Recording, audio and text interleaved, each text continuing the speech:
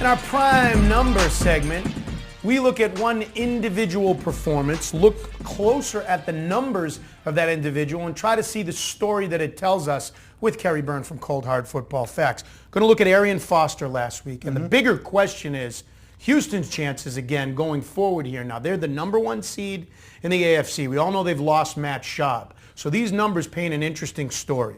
He had 31 carries. Think about that. Yep. 31, a lot of carries, but only 111 yards. I say only. That's impressive when you know that your quarterback's not a threat and you're getting it. He scored a touchdown last week in Houston's 17-10 win that they had last week.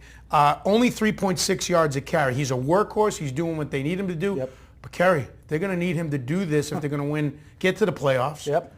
And win in the playoffs because they don't have a quarterback who's a threat. It's really troubling right now because I think the disturbing thing, if you're a Texans fan, the best defense in football, and we talked a week or two ago about that dramatic improvement under defensive coordinator Wade Phillips. I mean, they were the worst defense in football last year, the worst pass defense, the worst in a lot of our indicators.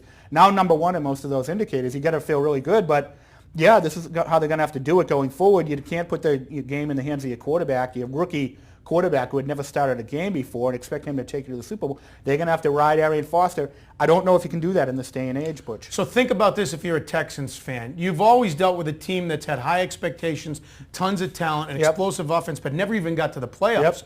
You've been the number one seed for the month of November. You're getting excited about all of that. You lose Schaub. And now you're going into the month of December, and you actually have to go back to old-time football. You have to run the football and rely on your defense. Well, the good thing is they have a defense to rely on. I mean, before, the problem with the Texans has always been pretty good offense, sometimes a great offense, like in 2010. That was a really good offense between Andre Johnson, Matt Schaub. Foster was the best running back in football last year, more than 1,600 yards rushing.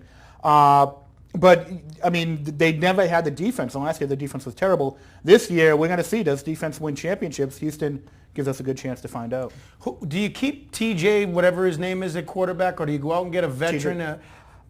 You know what? I think you're no better off at this point. If he's been with the team all along, he's a rookie, you're going to have to break him in. You might as well get him some experience.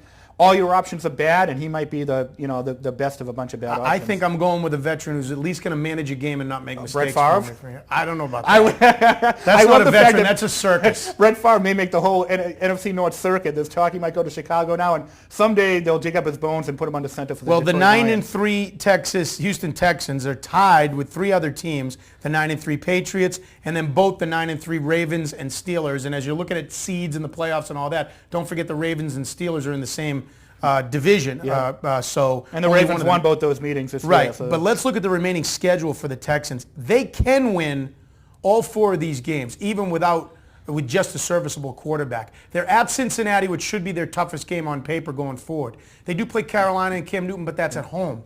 Then they're at Indianapolis against the Colts, unless you believe Don Orlovsky is going to go crazy again. And then they finish home against Tennessee. Those are all four winnable games. They're all. I mean, two of them are tough games. The Bengals can win that game. The Titans can win that game.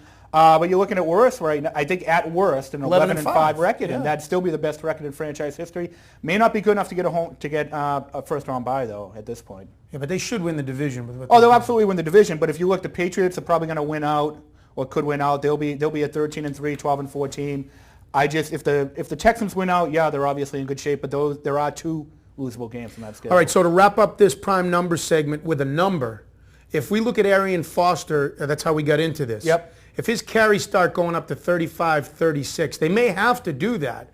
It's almost like Kevin Garnett with the Celtics years ago. Look, he's got to play 40 minutes if we're going to win the championship. If he doesn't hold up, he doesn't hold up. Isn't that an alarming number if the carries keep going up? I don't think you need to or should rely on him that much because running backs get worn down real fast in this league. Ben Tate had a pretty good run. He had a pretty good average when he was lugging the ball quite a bit. It is a team you are going to have to spread the load a little bit. And the good thing in pro football, a great running back might average 4.5 yards per attempt. A bad running back is going to give you 4 yards. So spread the wealth a little bit. Make it a running back by committee system, and I think they'll be much better off.